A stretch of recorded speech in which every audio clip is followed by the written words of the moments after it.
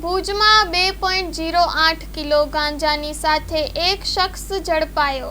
એસઓજીની કાર્યવાહી. પશ્ચિમ કચ્છના એસઓજી વિભાગે ભુજ શહેરના ટીન સિટી ગ્રાઉન્ડ પાસે માદક પદાર્થ 2.083 કિલો ગાંજાની સાથે હિતેશ દાન ગઢવી નામના યુવકને પકડી પાડ્યો છે.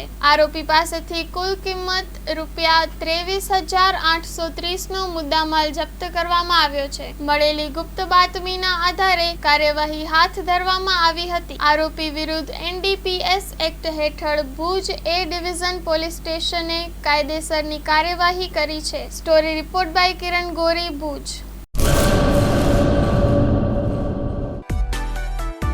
માં motor driving, safe and sure driving. Driving એ શોખ સાથે આપની મોટી જવાબદારી પણ છે.